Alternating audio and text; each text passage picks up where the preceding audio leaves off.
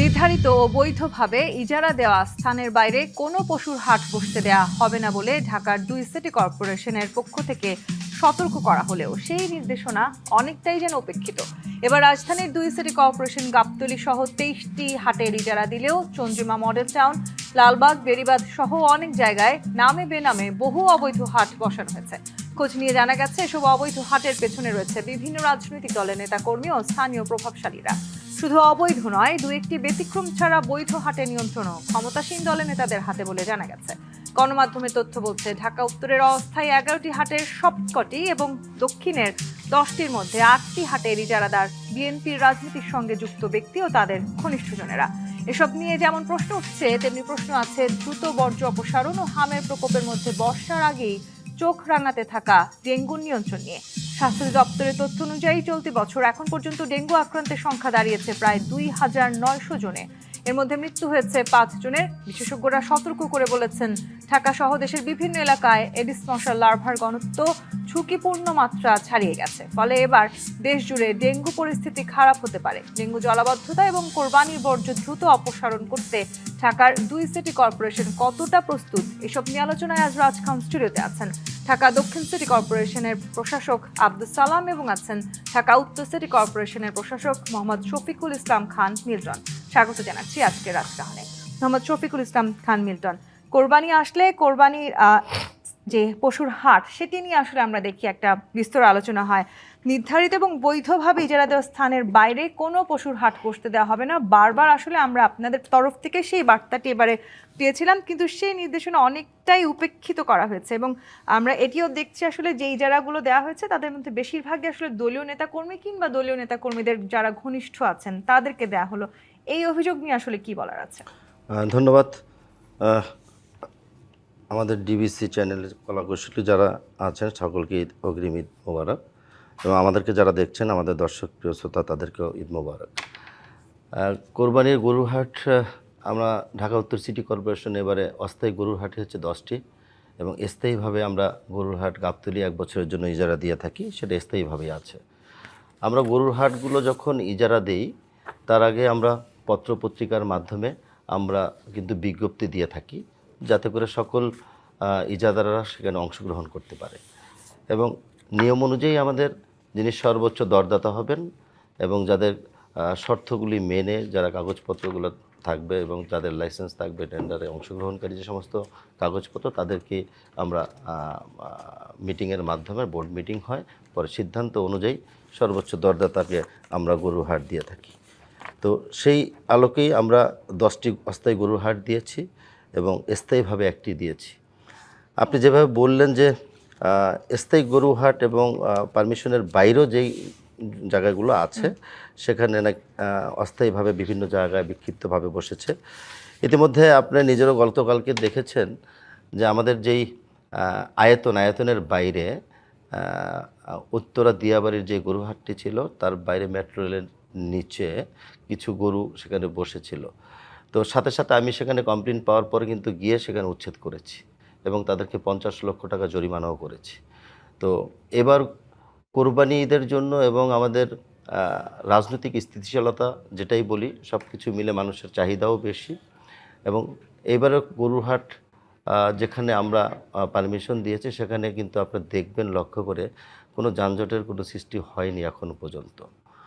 গাবতলী একটি বড় গরুর হাট, সেখানে ঈদকে সামনে রেখে যাতে যানজট সৃষ্টি না হয়, কোরবানির আগেই গত 25 তারিখে আমরা সেটাকে 30 এপ্রিল কমপ্লিট করেছি একটি বাইপাস রাস্তা, যাতে করে ঈদগামী যাত্রীরা অনায়াসে চলাফেরা করতে পারে, তাদের যাত্রাটা শুভ হয়, দুর্ঘটনা এড়িয়ে চলতে পারে। সেটি আমরা গত 11 তারিখে সেটা উদ্বোধন করে দিয়েছি। আমি গতকালকেও গিয়েছি, আজকেও গিয়েছি, সেখানে কোনো যানজট হয়নি এখন পর্যন্ত, আশা করছি হওয়ার সম্ভাবনাও কম। আমরা সকল কিছু মনিটরিংয়ের মধ্যেই রেখেছি। প্রতিটি গরুর হাটেই ওয়াচ টাওয়ার নির্মাণ করা আছে এবং আইন শৃঙ্খলা রক্ষা বাহিনী তারা তাদের দায়িত্ব পালন করছেন এবং এইবারেই প্রথম আমরা গরুর হাট শুরুর আগেই যারা ইজারাদার, যারা ইজারা নিয়েছেন তাদেরকে সিটি কর্পোরেশন এবং আমরা এবং আইন প্রয়োগকারী সংস্থা সহ বিভিন্ন ডিপার্টমেন্টাল যারা প্রধান আছে তাদেরকে নিয়ে কিন্তু আমরা মিটিং করেছি, যাতে করে গরুহাটগুলো অনায়াসে শর্ত মেনে তারা করতে পারে। আপনি যদিও আসলে নিয়ম মেনে দরপত্রের মাধ্যমে হাটের ইজারা নেওয়া হয়েছে এটি বলেছেন, কিন্তু ঢাকা উত্তরের অস্থায়ী 11টি হাটের সবকটি বিএনপি রাজনীতির সঙ্গে যুক্ত ব্যক্তি কিংবা তাদের ঘনিষ্ঠজনেরা পেয়েছেন। সেটা কি আসলে কোথাও না কোথাও গিয়ে আপনি কোইন্সিডেন্ট বলার সুযোগ থাকে? দেখেন, আমি আগেই বলি, দলীয় বিবেচনায় গরুর হাট কিংবা টেন্ডার কোনোটাই দেওয়া অসম্ভব বিষয়। কারণ এটা আমরা একটু আগে বলেছি, পত্রপত্রিকার মাধ্যমে বিজ্ঞপ্তি দিয়ে সকল ইজাদারকে সেখানে আমন্ত্রণ জানানো হয় এবং একবার শুধু নয়, 1, 2, 3 আমরা 3বার টেন্ডার দিই, যাতে করে কেউ মিস করে যাতে আবার অংশগ্রহণ না করতে পারে, তার জন্য আমরা তাদেরকে সুযোগ করে দিই। সেখানে তারা অংশগ্রহণ করেছে এবং সকল শর্ত মেনেই তারা সাবমিট করেছে এবং টেন্ডারটা যখন হয় ওপেন, সবার সামনে কিন্তু সেটা খোলা হয়, তারপরে আমাদের একটা বোর্ড মিটিং হয়, তারপরে সিদ্ধান্ত হয়। গতবারও দেখেন, এবার যারা গরুহাট করছে গতবারও কিন্তু তারাই নিয়েছে। হ্যাঁ, তো এখানে দলীয় বিবেচনার কোনো বিষয় না, সে একটা রাজনৈতিক দলের কর্মী হতেই পারে, সেই বিবেচনা রেখে আমরা গরুর হাট দিইনি। দক্ষিণে তো জামাত ইসলামের নেতারা গরুর হাট নিয়েছে, সেটা তো রাজনৈতিক বিবেচনায় আমরা দিইনি, তারাও সর্বোচ্চ দরদাতা হয়েছে, এটা সালাম ভাই বলবে। আমাদের এখানে অনেকে অংশগ্রহণ করেছে, তারা সর্বোচ্চ দরদাতা হিসাবে যারা পেয়েছেন তাদেরকে আমরা দিয়েছি। কিন্তু এই সমালোচনাটা তার মুখোমুখি হতে আপনাদেরকে সবচেয়ে বেশি হতে হচ্ছে এবারে। এই জায়গাটিতে আমি আব্দুল সালাম একটু আপনার কাছে আসি। 10টির মধ্যে 8টি হাটের ইজারা আপনার এলাকায় অর্থাৎ দক্ষিণে বিএনপি কিংবা বিএনপির সাথে জড়িত এমন লোকেরা পেয়েছেন, সেটি নিয়ে একটা সমালোচনা উঠেছে বা একটা প্রশ্ন উঠেছে। আবার ব্যবসায়ীদেরকেও আমরা বলতে শুনেছি যে আওয়ামী লীগের আমলে ঠিক যেই ব্যবস্থায় দরপত্র জমা দেওয়া হতো এখনও সেই পুরনো ধারাই আছে, খুব বেশি বদলায় নাই। ব্যবসায়ীরাও তাহলে কেন এই অভিযোগটা করছেন?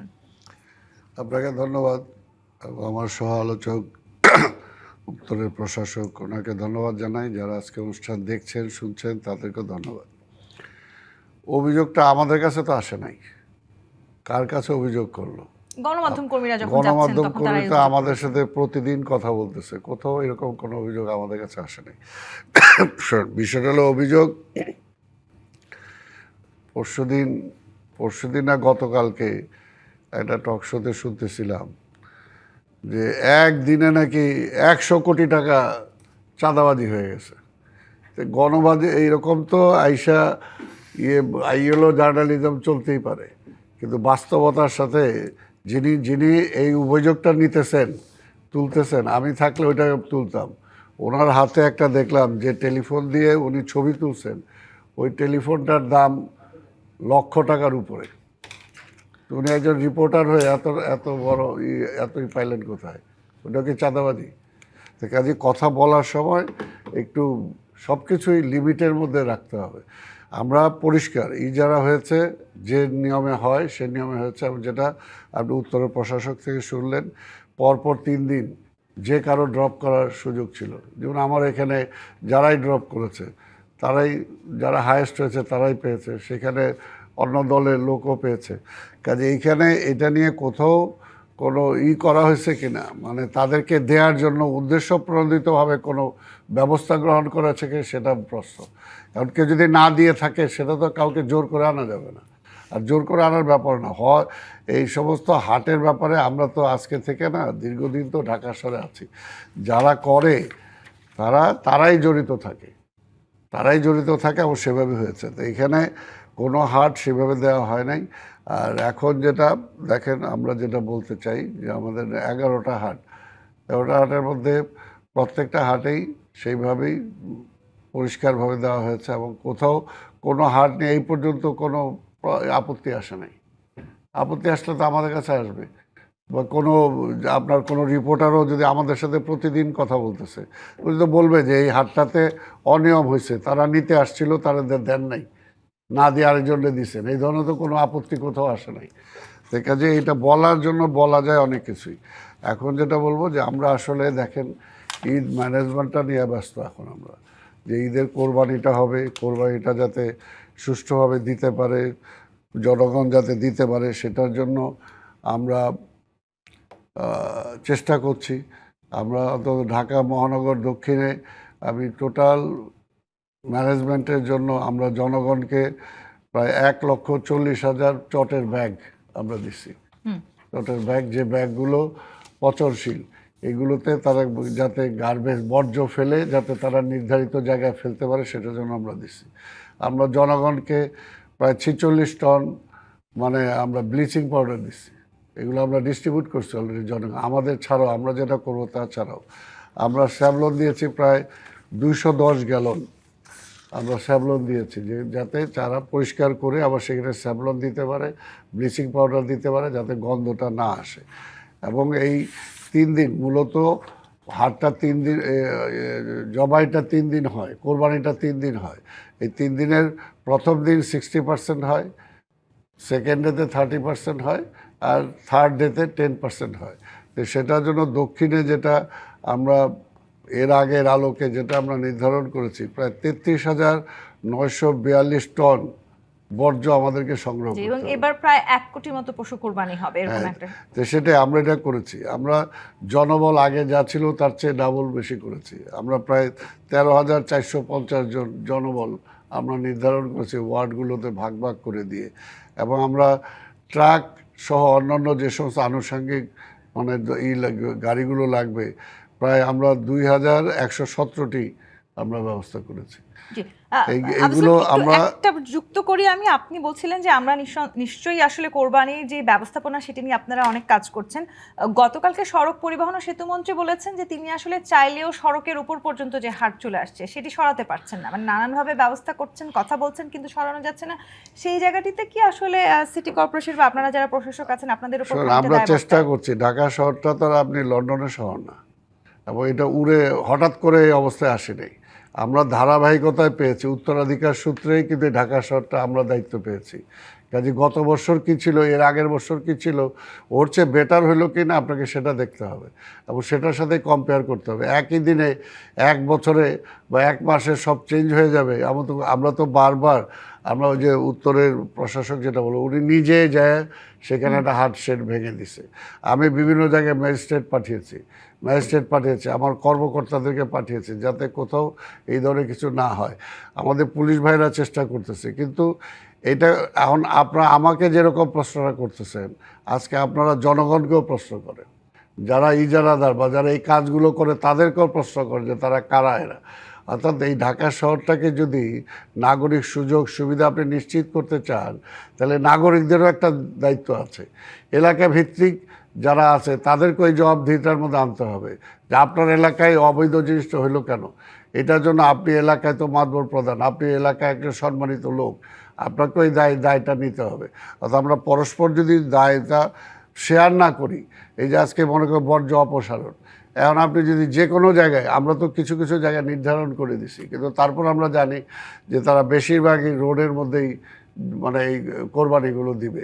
আমরা সেখান থেকে করব, কিন্তু যদি এখন দেখেন যে যতগুলো কোরবানি হবে এই কোরবানি পশুর বর্জ্যগুলো যদি ড্রেনের মধ্যে ফেলা হয়, আমি বা আজকে উনি কেন, আজকে অন্য ফ্রেস্তা এসেও এই ড্রেনগুলো একদিনের মধ্যে পরিষ্কার করার কারো কোনো ক্ষমতা নাই।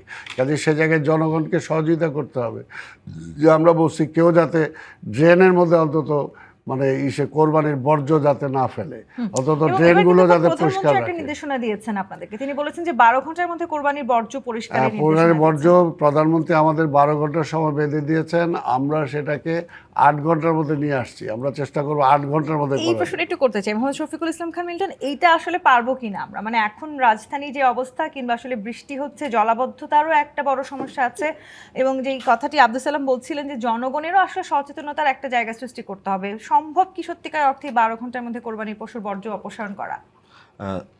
আমি আমার বড় ভাই দক্ষিণ সিটি কর্পোরেশনের প্রশাসকের সাথে একমত। আমরা মাত্র লিডিং পর্যায়ে আছি। আমরা আমাদের সিটি কর্পোরেশনের পক্ষ থেকে আমাদের যারা কর্মকর্তারা আছেন তাদেরকে নিয়ে আমরা একসাথে কাজ করার চেষ্টা করছি। আজকে ঢাকা শহর জীবন্ত একটা শহর, যেখানে লক্ষ লক্ষ মানুষের পদযাত্রা হয় প্রতিনিয়ত। সকালবেলা ময়লা পরিষ্কার হলে 2 ঘন্টা পর গিয়ে সেই আগের জায়গায় দেখবেন সে একই অবস্থা। সেই ময়লাটা কোত্থেকে আসলো, তাই না? তো সেখানে আমাদের প্রিয় নগরবাসীর প্রতি আহ্বান থাকবে, তারা যদি একটু আমাদেরকে সহযোগিতা করে এবং তারা যদি একটু সচেতনতার সাথে চলাফেরা করে, তাহলে এই ক্লিন ঢাকা এবং গ্রিন ঢাকা উপহার দেওয়া আমাদের জন্য কোনো বেশি একটা কষ্টের বিষয় হয়ে দাঁড়াবে না বলে আমি মনে করি। তো আমরা আমাদের মতো চেষ্টা চালিয়ে যাচ্ছি। তো দীর্ঘদিন যারা এই দায়িত্বে ছিলেন এবং আমরা দায়িত্ব নিয়েছি মাত্র 3 মাস হয়েছে। আমাদেরকে তো একটু সময় দিতে হবে। আমরা কিন্তু সবসময় আমাদের দক্ষিণের প্রশাসক সাহেব, আমি নিজে সারাক্ষণ অফিসে বসে থাকি না। আমরা অফিসের প্রশাসনিক কাজ করে আমরা যার যার মতো করে যেখানে যেখানে অব্যবস্থাপনা আছে, দীর্ঘদিন রাস্তাঘাটগুলো মেরামত হয়নি, কিংবা যেই ঠিকাদার দীর্ঘদিন একটা টেন্ডার নিয়ে রাস্তাটা 4 মাসের মধ্যে করার কথা, সেখানে 6 মাস হয়ে গিয়েছে। কী কারণে হয়েছে সেগুলি তদারকি করে কিন্তু আমরা জনদুর্ভোগ কমানোর জন্য সেই কাজগুলো করে যাচ্ছি। আমরা আমাদের মতো চেষ্টা চালিয়ে যাচ্ছি। মাননীয় প্রধানমন্ত্রী একটা নির্দেশনা দিয়েছেন সরকারিভাবে, কোরবানির বর্জ্যকে 12 ঘন্টার মধ্যে পরিষ্কার করতে হবে। তো আমরা ইতিমধ্যে অনেক প্রস্তুতি নিয়ে রেখেছি। ইনশাল্লাহ আশা করি 12 ঘন্টার আগেই আমরা সেই ক্লিন ঢাকাকে উপহার দিতে পারবো। এখানে একটা কথা থেকে যায়, কোরবানি কিন্তু 3 দিন হয়। প্রথম দিন বর্জ্য পরিষ্কার হবে, দ্বিতীয় দিন কিন্তু একইভাবে বিভিন্ন এলাকায় কোরবানি হবে। সেই মাত্রা হয়তো পার্সেন্টেজটা কিছুটা কমবে। একইভাবে তৃতীয় দিনে কিন্তু কোরবানি হয়। সেই কারণে আমরা 72 ঘন্টার একটা অ্যাকশন প্ল্যানে গিয়েছি। এই 72 ঘন্টা আমরা আমাদের পরিচ্ছন্নতা কর্মী যারা আছে তারা রাস্তায় থাকবে, প্রায় 12,000 স্বেচ্ছাসেবী, এবং আমাদের ওয়ার্ড পর্যায়ে 100 জন করে স্বেচ্ছাসেবী থাকবে। আমাদের 3,500 পরিচ্ছন্নতা কর্মী থাকবে। এর বাইরেও প্রায় 2600 থেকে 2700 আমাদের আউটসোর্সিংয়ের পরিচ্ছন্নতা কর্মীরা অব্যাহতভাবে পরিষ্কার করবে। এবং আমাদের 10টি জোন আছে, সেই 10টি জোনকে আমরা অলরেডি কমিটি করে দিয়েছি। বিরাট কর্মযজ্ঞ আসলে আমরা দেখতে যাচ্ছি ঈদুল আজহাকে ঘিরে। সেখানে আসলে আপনারা কোনো চ্যালেঞ্জ অনুভব করছেন কিনা এই মুহূর্তে? তারপরেও দুই সিটি কর্পোরেশন নিয়ে আসলে নানান সময় নানান অভিযোগ কিন্তু আমরা শুনি, ইচ্ছে মতো ব্যয় ফাঁপা হয়ে যাচ্ছে ঢাকার 2 সিটি কর্পোরেশন।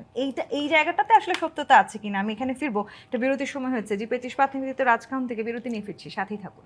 জিপে ইস্পাত নিবেদিত রাজকাহন দেখছেন। ঈদুল আজহাকে ঘিরে যখন আসলে 2 সিটি কর্পোরেশনে বিশাল বড় কর্মযজ্ঞ নিয়ে আমরা আলোচনা করছি, ঠিক একই সময়ে অন্তর্বর্তী সরকারের 18 মাসে রাজধানী ঢাকার 2 সিটি কর্পোরেশনের পরিচালনায় যে ঘটনা ঘটেছে, অর্থাৎ ইচ্ছে মতো ব্যয়ে ফাঁপা হয়েছে ঢাকার 2 সিটি কর্পোরেশন, তহবিল প্রায় শূন্যের কোঠায়।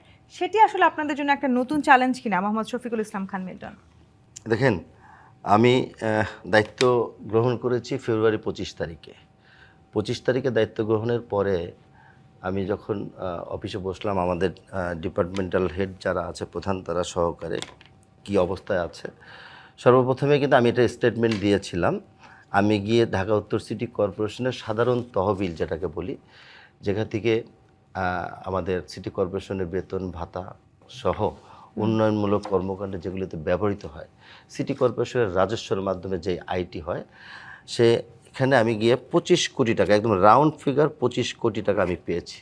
ঢাকা উত্তর সিটি কর্পোরেশনের মতো একটা সিটি কর্পোরেশনের সাধারণ তহবিলে 25 কোটি টাকা পেয়েছি আমি। হ্যাঁ, তো পরবর্তীতে হিসাব কিতাব করে দেখলাম যে গত বছর যিনি দায়িত্বে ছিলেন, উনি শুধু ইঞ্জিনিয়ারিং সেকশন যেটাকে বলি আমরা, রাস্তাঘাট উন্নয়নের, সেখানে শুধু 1470 কোটি টাকা শুধু টেন্ডারই করেছে। এর বাইরে মশক নিধন করার জন্য একটা বাজেট আছে, বর্জ্য ব্যবস্থার জন্য একটা বাজেট আছে, খাল খনন ইত্যাদির জন্য একটা বাজেট থাকে, বিদ্যুৎ পুলের জন্য একটা বাজেট থাকে। সেই বাজেট আমার আয় ঢাকা উত্তর সিটি কর্পোরেশনের 1000, কোনো সময় 1100, কোনো সময় 800 এরকম রাজস্ব আদায় হয়।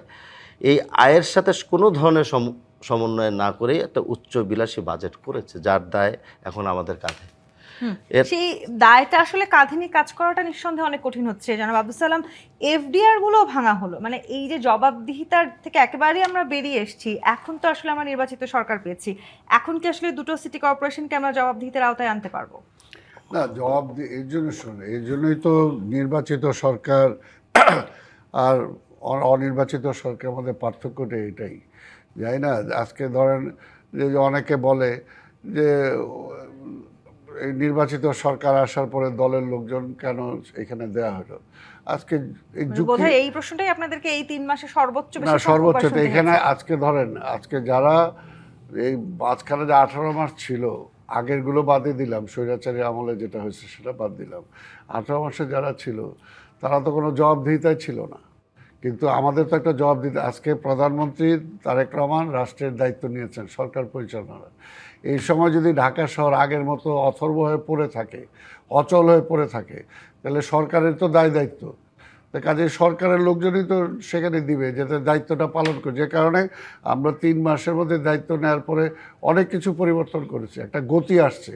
আগে তো একটা বেওয়ারিশের মতো ছিল সিটি কর্পোরেশন, এটার কোনো দায়িত্ব ছিল না, যে যে কীভাবে চলতেছে না চলতেছে কোনো কিছু খবর নাই। আজকে দেখেন ঢাকা শহর আজকে একটা যে অবস্থা আছে, যে যানজটের শহর, এটা কি হলো? এই দায়িত্বটা এই এই এই দায়টা তো ওই সবার সরকারের। এই টোটাল আজকের এই শহরটাকে একটা অগোছালো অবস্থায় রেখে গেছে।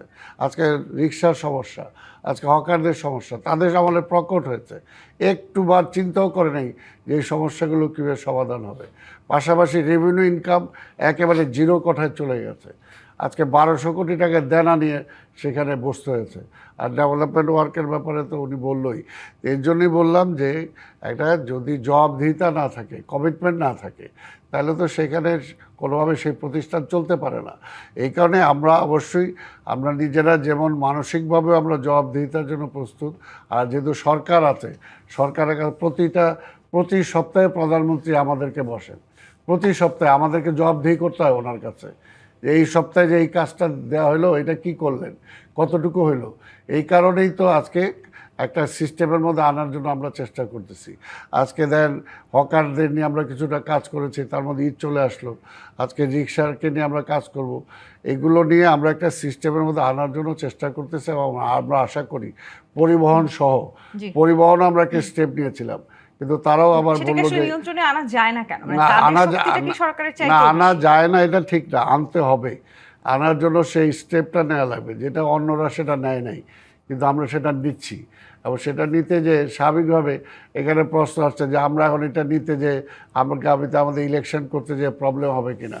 আমরা অন্তত মনে করি যে না, ভালো কাজটা করলে জনগণ অবশ্যই সেটাকে ভালো বলবে, অ্যাকসেপ্ট করবে। তা আমরা সেই কাজটা করতে চাই এবং সেই কাজটা করার জন্য আমরা চেষ্টা করছি। এবং আমি তো মনে করি যে এটা সম্ভব হবে না কেন? অবশ্যই 1 থেকে 2 বছরের মধ্যে দেখবেন যে সিটি কর্পোরেশন চেহারা পাল্টে যাবে। এই জায়গাটিতে আমি আবার একটু মোহাম্মদ শফিকুল ইসলাম খান আপনার কাছে আসি, যে হকারদের একটা কার্ডের ব্যবস্থা করেছে এই সরকার, স্থায়ীভাবে সেটিও দখলে, ফুটপাত স্থায়ীভাবে দখলের একটা আশঙ্কা থাকে। হকারদের সাথে সরকার পেরে উঠছে না কেন? মানে কাদের আসলে শক্তির জায়গায় দ্বন্দ্বটা কোথায়? দেখেন, ফুটপাত দখল করেছে হকাররা।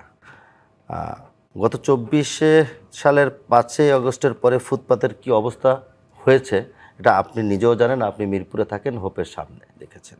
এর আগে কিন্তু এত ছিল না, ওই সরকার আমলেও ছিল না, কম ছিল, বাট এই 18 মাসে তার 4 গুণ বেড়েছে। ফুটপাতদের যেই জায়গাগুলো, সেটা কিন্তু জনগণের হাঁটা চলার জন্য জায়গা। জনগণ আমাদেরকে ট্যাক্স দেয়, রাজস্ব দেয়, তাদের একটা অধিকার আছে। তো সেই অধিকারকে ফিরিয়ে দেওয়ার জন্যই আমরা এই কিছু উচ্ছেদ অভিযান শুরু করেছিলাম। তো মাননীয় প্রধানমন্ত্রী আমাদেরকে এবং দক্ষিণ প্রশাসক মহোদয় সহকারে ডেকে আমাদেরকে বলেছে, দেখো ওরা তো গরিব মানুষ, দীর্ঘদিন যাবত ওখানে ব্যবসা বাণিজ্য করছে, ওদেরকে একটা ব্যবস্থা করে দাও, দেন গিয়ে ওদেরকে একটা আলটিমেটাম দিয়ে তাদেরকে একটা ব্যবস্থা করো। অবশ্যই ফুটপাতে থাকা যাবে না, মেন রাস্তায়গুলো। আমি নিজে ঢাকা উত্তর সিটি কর্পোরেশনের পক্ষ থেকে আমি তাদের সাথে সশরীরে গিয়ে কথা বলেছি এবং প্রায় 2000-এরও অধিক যারা হকার্সরা আছে ফুটপাতে ব্যবসা করে, তাদেরকে নিয়ে আমি একটা মাঠে জনসভার মতো মত বিনিময় সভার মতো করেছি। তাদের মতামত নিয়েছি এবং তাদের প্রতিনিধি, ডিসি ট্রাফিক, ডিএমপি এবং স্থানীয় গণ্যমান্য ব্যক্তিবর্গ এবং সিটি কর্পোরেশনের পক্ষ থেকে ওই জোনের আঞ্চলিক নির্বাহী কর্মকর্তাদের মাধ্যমে একটা কমিটি করে দিয়েছি আমি, তাদের সকলের যৌথ উদ্যোগে একটা ভালো সলিউশন করার জন্য। তাদের মতামত নিয়ে আমরা মাননীয় প্রধানমন্ত্রীকে বলেছি এবং উনি আমাদেরকে অ্যাপ্রিসিয়েট করে বলেছে তাহলে তাদেরকে একটা অন্যত্র একটা ব্যবস্থা করুন। সেই ব্যবস্থাটুকু কি আমরা করতে পারবো? মানে তারা কি আসলে এই ব্যবস্থাটা মেনে নেবেন? করেছি এটা বলি আমি। সেই আলোকে আমাদের এসবি এবং পুলিশ প্রশাসন আমাদেরকে একটা তালিকা করে দিয়েছে যারা ফুটপাতে এখন বর্তমান অবস্থায় আছে। সেই তালিকা অনুযায়ী আমরা ইনভেস্টিগেশন করে তাদেরকে ডিজিটালাইজ কার্ড দিয়েছি, কিউআর কোড সহ, এবং কোথায় স্থানান্তর হবে সেটা আমরা তাদেরকে স্থানান্তর করে দিয়েছি। আমি ফার্স্ট টাইম 204 জনকে দিয়েছি, প্রসেসিংয়ে আছে, পর্যায়ক্রমে ঈদ চলে আসার জন্য পারিনি, তারাও খুব হ্যাপি। তারা কিন্তু মিডিয়ার সামনে বক্তব্য দিয়েছে যে আমরা এই উদ্যোগকে স্বাগত জানাই, আমরা সেখানে করব, তো ঈদ পর্যন্ত আমাকে একটু সময় দিতে হবে। তো সেই কথাগুলো আমরা মাননীয় প্রধানমন্ত্রীকে জানিয়েছি, মাননীয় প্রধানমন্ত্রীও বলেছেন ঠিক আছে ঈদ আছে সামনে, এই পর্যন্ত সময় দাও। জি, একটা সময় আমরা ঢাকাকে তো তিলোত্তম নগরী ঢাকা বলতাম, সেই তিলোত্তমা ঢাকায় আসলে এখন জলাবদ্ধতা কিংবা যানজট নিয়ে যে অবস্থায় আছে, সেখান থেকে আসলে বেরিয়ে আসার উপায়টা কি? আব্দুল সালাম, আপনি নিজেও বলেছেন যে ঈদের পর পরিবহন ব্যবস্থাকে একটা নিয়মের মধ্যে আনা হবে। যেই ট্রাফিক ব্যবস্থা আমরা দেখেছি, যদিও ইতিমধ্যে অটোমেটিক ট্রাফিক সিগন্যাল ব্যবস্থা চালু হয়েছে, সেটিকে আসলে আমরা কঠোরভাবে নিয়ন্ত্রণ করতে পারবো বলে কি মনে করেন? আবার অটোরিকশা কিংবা থ্রি হুইলারের যে দৌরাত্ম্য রাস্তাগুলোতে দেখেছি আমরা, না, শৃঙ্খলা আসা ছাড়া তো কোনো বিকল্প নাই। আপনি যদি শৃঙ্খলায় না আনতে পারেন, একটা জাতিকে যদি আইনের শাসনের মধ্যে না আনতে পারেন, তাহলে সেই জাতি তো এগোবে না। তাই কাজে আমাদের যদি এগিয়ে যেতে হয়, আমাদের শৃঙ্খলার মধ্যে আসতেই হবে। এবং আমার মনে হয় যে অল্প কিছু হয়তো না চাইতে পারে, কিন্তু বেশিরভাগ লোক কিন্তু চাবে একটা শৃঙ্খলার মধ্যে আসার জন্য। তাই কাজে সেটা আসতেই হবে। এবং আমরা যেটা চাই যে ধরুন হকারদের, যে সারা ঢাকা শহর তো আমরা হকার বসাইতে পারবো না, তাই না? 5ই আগস্টের পরে তো সেটা হয়ে গেছে। এটাকে নিয়ন্ত্রণে আনার জন্য, আর এটা হলো ফুটপাত মানুষের হাঁটার জন্য, ফুটপাত ফ্রি রাখতে হবে।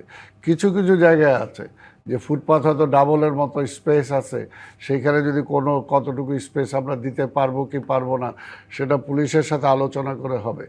কিছু রাস্তা আছে যেগুলো হয়তো ব্যবহার যদি কম হয়, সেগুলো রাস্তার একটা পোর্শন আমরা দিতে পারি কিনা সেটাও বিবেচনা দিই।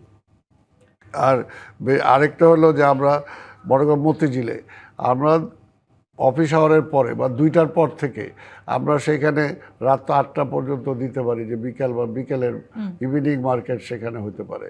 আরেকটা হলো শুক্রবার শনিবার হলিডে, এই হলিডে মার্কেটটা আমরা দিতে পারি। বিশ্বের অন্য দেশে নাইট মার্কেটেরও নাইট মার্কেট আছে। তাই কাজে আরেকটা হলো সবচেয়ে বড় যেটা, যে আমরা যেটা চাই এগুলো সব কিছু একটা নিয়ন্ত্রণে আনতে হবে। রেজিস্ট্রেশন মনে করেন এখন আপনি গ্রাম থেকে আসলেন, পরের দিনই একটা ভ্যান নিয়ে আপনি নেমে গেলেন রাস্তায়, এটা হবে না। আপনি পরের দিনে একটা রিক্সা নিয়ে নেমে গেলেন, এটা হবে না। You have to register. আপনার কে রিক্সা চালাবে ঢাকা শহরে তার নাম্বার থাকতে হবে, তার রেজিস্ট্রেশন থাকতে হবে। কে হকারগিরি করবে তারও একটা রেজিস্ট্রেশন থাকতে হবে। আপনি সদরঘাটে করেন আর মিরপুরে করেন, যেখানেই করেন না কেন, ওই এলাকা আপনার জন্য নির্ধারণ থাকবে। এই বিশাল সংখ্যাটাকে আসলে এই রেজিস্ট্রেশনের আওতায় আনাটা কি না, সম্ভব? এর জন্য সংখ্যা কমে আসবে। আমরা তো সবাইকে দিতে পারবো না। সারা বাংলাদেশে সকল লোকজন ঢাকা শহরে এসে ব্যবসা করবে, আমরা তো সেটাতে প্রোভাইড করতে পারবো না। কাজে ঢাকা শহরে যতগুলো প্রোভাইড করা সম্ভব আমরা তাদেরকেই করব। জি, আবার ফুটপাতে যে ব্যবসার কথা আপনি বলছেন, ফুটপাতে আমরা কোরবানির সময়ও দেখি যে কোরবানির পশু বেচা কেনা চলে। সেই জায়গাটি অর্থাৎ ফুটপাতে যখন পশু বেচা কেনা চলে, সেটি নিয়ে যেমন একটা ব্যবসার এক ধরনের আলোচনা সমালোচনা আছে, তেমনি এবারে গাবতলী হাটে একটি পশু রাখতে 25 থেকে 30 হাজার টাকা পর্যন্ত ভাড়া নেওয়া হচ্ছে, এরকম একটা বক্তব্য আমরা শুনতে পেয়েছি। সেটি নিয়ে একটু আমি জানতে চাইবো। আমি এই প্রশ্নটাতে আসবো, উত্তর নিব। জিপেচ ইস্পাত নিবেদিত রাজকাহন থেকে আরেকটি বিরতি নিয়ে ফিরছি, সাথেই থাকুন। জিপেচ ইস্পাত নিবেদিত রাজকাহন দেখছেন, মোহাম্মদ শফিকুল ইসলাম খান মিল্টন। আমরা ফুটপাতেও কোরবানির পশু বেচা কেনা হতে দেখছি এবং সেটি নিয়ে আসলে নানান রকম অভিযোগ সামনে আসছে। এমনকি গাবতলীর হাটেও একটি অভিযোগ এসছে যে সেখানেও পশু রাখতে গিয়ে একটি গরু বা একটি পশুর জন্য 25 থেকে 30 হাজার টাকা পর্যন্ত ভাড়া নেওয়া হচ্ছে। এই টাকাটা কারা নিচ্ছেন? প্রথমে বলি, ফুটপাতে গরুর হাট, এরকম অভিযোগ আমি পাইনি। একটি জায়গায় আমি অভিযোগ পেয়েছি, সেখানে আমি সরাসরি গিয়েছি, ম্যাজিস্ট্রেট সহ গিয়ে সেখানে আমি তাৎক্ষণিকভাবে যেটা ব্যবস্থা গ্রহণ করার দরকার সেটা আমি করেছি এবং তাদেরকে জরিমানা করা হয়েছে বড় ধরনের। পাশাপাশি সেখানে তাৎক্ষণিকভাবে তাদেরকে সেখানে উঠিয়ে দেওয়া হয়েছে এবং ইজারাদারকে এনে ম্যাজিস্ট্রেটের সামনে তাকে জবাবদিহি করানোর ব্যবস্থা আমি করেছি। ফুটপাতে বিচ্ছিন্নভাবে কোনো জায়গায় থাকতে পারে, যেমনিভাবে 2-3টি জায়গায় ছিল, সেটা হলো মোহাম্মদপুর এলাকায়, আমি বেরিবাদের এলাকায় জানার সাথে সাথে আমার নির্বাহী ম্যাজিস্ট্রেট সহ আঞ্চলিক নির্বাহী কর্মকর্তারা সেখানে গিয়ে ওটাকে বন্ধ করেছে। আরেকটি জায়গায় ছিল, সেটা হলো আগারগাঁ তথ্য সংগ্রহ অফিস, যেটাকে বলে সরকারি অফিস। সেখানে 20 থেকে 25টা গরু ছিল। আমি নিজে সেখানে গিয়েছি, যাওয়ার পর সেখানে আমি উচ্ছেদ করেছি এবং তাদেরকে 20,000 টাকা জরিমানা করেছি। এমনিভাবে আমাদের চেষ্টা আমরা চালিয়ে যাচ্ছি। দ্বিতীয় প্রশ্নটা হলো, এই যে গাবতলীর গরুর হাটে 20 থেকে 25 হাজার টাকা করে বাড়তি আদায় করা হচ্ছে, এর মধ্যে 2টা প্রশ্ন এসছে। কেউ কেউ সাংবাদিক বন্ধুরা বলার চেষ্টা করছে ইজারার বাড়তি আদায় করার আমি চ্যালেঞ্জ করে বললাম কোনো সুযোগ নেই। আজকে আমি এবং মাননীয় প্রতিমন্ত্রী, এলজিআরডি প্রতিমন্ত্রী, আমরা নিজে গাবতলী হাটে গিয়েছি, ব্যবস্থাপনা দেখার জন্য আমরা সুন্দর একটা পরিবেশের মধ্যে দিয়ে সেখানে দেখেছি ইজারাদার সহ যারা আছে এখানে ব্যবস্থাপনার দায়িত্বে একদম সঠিকভাবে নিয়ম মেনে শর্ত মেনে একটা সুন্দর পশুর হাট উপহার তারা দিয়েছে। কোনো যানজট নেই, সুন্দরভাবে রাস্তায় যাতে গরু পিক আপ দিয়ে রাস্তায় উঠাতে না পারে সেই ব্যবস্থাও তারা করেছে। অর্থাৎ বাইরের থেকে গরুগুলো যাতে মেন রাস্তায় না থামে তাদের জন্য একদম ভিতরে সেখানে ডাম্পিংয়ের একটা জায়গা আছে, সেখানে করেছি। এখন দেখেন, আমি এবং মাননীয় প্রতিমন্ত্রী যখন এই অভিযোগটা পেলাম সেখানে গিয়ে আমরা নিজেরা ইনভেস্টিগেশন করেছি গতকালকে, এবং আজকে দেখেছি এইটার সাথে কোনো গাবতলীর ইজারাদারদের কোনো সম্পৃক্ততা নেই। এরা যখন 3-4 দিন আগে বাইরে থেকে গরুটা এনে কারো জায়গায় যদি সে কোনো ব্যবহার করতে চায় ভাড়ার বিনিময়ে, সেটা তো আমাদের দেখার বিষয় নয়। আমরা প্রাথমিকভাবে কোনো সত্যতা পাইনি সেটা। এবং সেখানে যারা ক্রেতা, যারা গাবতলীর হাতে আপনার হাটে যারা ক্রেতা গরু ক্রয় করে তারা নির্বিঘ্নে বাড়ি যেতে পারে, সেজন্য আলাদা একটা ব্যবস্থাপনা আছে রাস্তার অপোজিটে, যাতে উল্টো সাইড দিয়ে কোনো অ্যাক্সিডেন্ট না ঘটে, সেই ব্যবস্থাপনাও আমরা দেখে এসেছি। এবং যারা ক্রেতা তারা নির্বিঘ্নে ঠিক তার মানে যে 5% অভিযোগগুলো আসছে সেগুলো আসলে বেশিরভাগই সত্য নয়, সেটি আপনারা বলছেন। কিন্তু এরপর আমি সেটাই দেখেছি যে এরপর আসলে ব্যবসায়ীরাও নানান সময় নানান অভিযোগ করতে শুনেছি, এমনকি যে 25 থেকে 30 হাজার টাকা নেওয়া হচ্ছে সেই অভিযোগ কিন্তু একজন ব্যবসায়ী করেছেন। সেই ব্যবসায়ীটাকে আমাদের কাছে কোনো অভিযোগ করেনি, আমরা ইনভেস্টিগেশন করেছি। গাবতলীর গরুর হাটে ইজারাদারদের সাথে কোনো সম্পৃক্ততা নেই। এখন আমি একটু আগে বলেছি, আপনি যদি 2টা গরু এনে একটা জায়গায় রাখেন, আমি ব্যক্তি মালিকানা জায়গায়, সে যদি তার থেকে তো জোর করে নেয়নি, নিশ্চয়ই কম্প্রোমাইজ করেই নিয়েছে। সেটার ব্যাপারে যদি আপনি অভিযোগ করেন সেটা তো তার ব্যাপার। আমাদের সিটি কর্পোরেশন বা আমাদের নির্দিষ্ট কোনো কর্মকর্তার কাছে যদি অভিযোগ করতো আমরা তাৎক্ষণিক ব্যবস্থা নিতাম। কোরবানির ঈদকে ঘিরে বর্জ্য অপসারণ নিয়ে আপনারা আসলে যে কর্মযোগের কথা বলছিলেন, একই সময় আমরা দেখতে পাচ্ছি এবার ঈদে বৃষ্টির শঙ্কা আছে, ইতিমধ্যে প্রতিদিনই আসলে বৃষ্টি হচ্ছে, সেখানে জলাবদ্ধতা কিন্তু ঢাকা শহরে একটা অন্যতম মূল সমস্যা। এই জলাবদ্ধতা কিংবা কোরবানি ঈদের এই বর্জ্য অপসারণ করতে যদি কোনো কারণে আসলে বিলম্ব হয়, সেক্ষেত্রে ডেঙ্গুর যে পরিস্থিতি সেটি নিয়েও বিশেষজ্ঞরা আশঙ্কাজনক হারে পৌঁছে যাবে কিনা সেই আশঙ্কাও করছেন। সেটি আমরা নিয়ন্ত্রণে কি করবো? আব্দুল সালাম। আপনাকে ধন্যবাদ। এটার উপর আমি বলতে চাচ্ছিলাম, এটার উপরে এখন আমাদের জোর দেওয়া দরকার। মাননীয় প্রধানমন্ত্রীও আমাদেরকে বারবার সেটাকে হুঁশিয়ার করে দিচ্ছেন যে ডেঙ্গু এবং চিকনগুনিয়ার সামনে যে প্রভাব আসতেছে সেটা থেকে কিভাবে বাঁচানো যায়।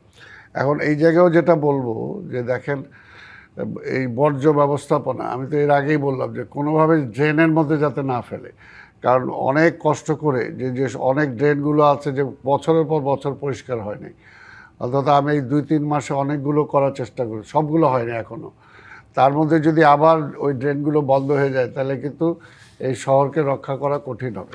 কাজেই জনগণকে সচেতন হতে হবে। পাশাপাশি আজকে ডেঙ্গু যেটা হয়, দেখেন আমি এই ডেঙ্গু কোথার এটা প্রকোপটা বেশি হতে পারে সেটার জন্য আমার 75টা ওয়ার্ডে আমি একটা জরিপ কাজ দিয়েছি 12 দিনের।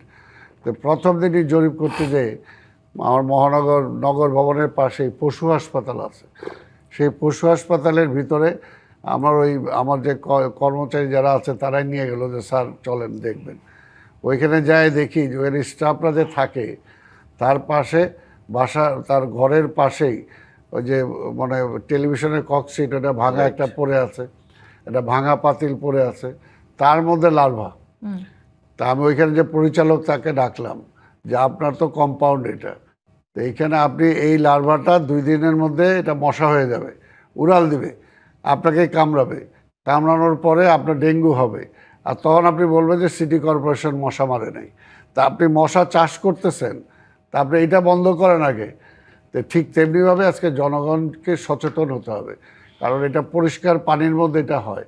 কাজে পরিষ্কার পানি 2 থেকে 3 দিন যদি কোথাও জমে থাকে তার মধ্যে এই লার্ভাটা জন্ম হবে। এর জন্য প্রত্যেকটা বাড়ি, প্রত্যেকটা আঙ্গিনা, প্রত্যেকটা যার যার নিজস্ব ড্রেন, এগুলোকে পরিষ্কার রাখতে হবে, ছাদটাকে পরিষ্কার রাখতে হবে। ইভেন ফ্রিজের নিচেও যাতে পানি না জমে, ফুলের টবের মধ্যে যাতে পানি না জমে, জনগণকে সচেতন হতে হবে। আমরা দেখেন খালগুলো একদিক দিয়ে পরিষ্কার করে আসি, আরেক দিক দিয়ে ভরাট হয়ে যায়, এগুলো কারা করে? এর জন্য বললাম যে আমি যেটা অলওয়েজ বলি যে 50-50 দায়িত্ব। সিটি কর্পোরেশনের দায়িত্ব 50%, জনগণের দায়িত্ব 50%। যদি 100% কখনো হয় তাহলে আমরা কিন্তু এটা থেকে মুক্ত হতে পারবো। এবং সেই জায়গাটিতে তদারকির একটা জায়গা, বড় জায়গা জুড়ে আছে। তদারকি আমরা করতেছি। দেখেন এখানে আমরা আর কি, আমাদের এই যে 3 দিনের জন্য আমাদের সকল কর্মকর্তা কর্মচারী সকল ছুটি বাতিল, এই 3 দিন তারা যে সার্ভিসটা দিবে ডে নাইট, এটা কিন্তু শুধুমাত্র 5টা মানে মানে 9টা 5টা অফিস তারা করে না, তারাও কিন্তু মানে জনগণের পাশে যে তারা দিন নাই রাত নাই। এখন যদি এখানে কল করা হয় যে ওই জায়গায় পানিটা জমে আছে, এই সময় কিন্তু আমার লোক যে সেখানে সেটা পরিষ্কার করতে বাধ্য। তো এই জন্য বললাম সেটা চেষ্টা করা হচ্ছে, কিন্তু আমরা যদি জয়েন্টলি এফোর্ট না দিই বা কোথাও যদি এই ধরনের কিছু থাকে, সাথে সাথে সিটি কর্পোরেশনের কন্ট্রোল রুম আছে, আপনাকে জানাইতে হবে, জানাইলে সেটা আবার আমরা ব্যবস্থা নিতে পারি। যেমন হয় এই শহরটার 2 দিনে বা 2 মাসে 6 মাসে এটা আপনার একেবারে ভালো পরিষ্কার স্বচ্ছকা করতে পারবেন না, সেটার জন্য একটা সময় দরকার। তবে এই অল্প সময় আমরা চেষ্টা করছি। আমরা বলবো ডেঙ্গু থেকে বাঁচতে হলে, চিকনগুনিয়া থেকে বাঁচতে হলে আমাদের সবাইকে সচেতন এই হতে হবে। সরকারের 100 দিন পার করেছি আমরা, এই 100 দিনে এই ঢাকা মহানগরীকে আসলে আমরা পরিবর্তন করার পথে যাত্রাটা শুরু করতে পেরেছি, অন্তত আমরা অনেকটুকু সেই প্রত্যাশাটুকু আমরা আপনাদের কাছে রাখতে পারছি কিনা? অনেকটুকু করেছি এবং বাকিটুকু আমরা চেষ্টা করছি। এই জায়গায় বলতেছি যে আমাদের সহযোগিতা দরকার। আমরা তো যখন এসে পারছি, এটা একটা জঞ্জালের ঢিপু ছিল, লাইট জ্বলছিল না, রাস্তাঘাট ঠিক মতো ছিল না।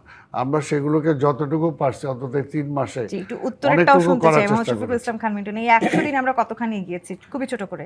আমরা ছোটবেলায় শুনেছি একজন মানুষই পারে পরিবর্তন করতে, যিনি দেশের রাষ্ট্রপ্রধান। উনি যদি পরিবর্তন হয়, বাংলাদেশের মানুষ পরিবর্তন হয়ে যাবে। আমরা মাননীয় প্রধানমন্ত্রীকে ধন্যবাদ জানাই। জনাব তারেক রহমান তার জীবন থেকে শুরু করে জনগণের কল্যাণে উনি তার যে অ্যাক্টিভিটিস সেটাকে অনুসরণ করেই কিন্তু আমরা কাজ করছি। আশা করছি ইনশাআল্লাহ আগামী দিনে আমরা জনগণের ভাগ্য উন্নয়নে আমরা কাজ করতে পারব। আমরা সেই প্রত্যাশা রাখতে চাই, ঢাকাকে আবারও তিলোত্তম নগরী রূপে আমরা ফিরে দেখতে চাই। জনাব আব্দুল সালাম মোহাম্মদ শফিকুল ইসলাম খান মিন্টন, অসংখ্য ধন্যবাদ আজকে রাজকাহনে সময় দেওয়ার জন্য। দর্শক, আজকের মতো বিদায় নিচ্ছে জি25 পাঠ্যপুথিত রাজকাহন থেকে। ফিরবো আগামীকাল রাত 10টায় নতুন রাজকাহন নিয়ে। ডিবিসির সঙ্গেই থাকুন।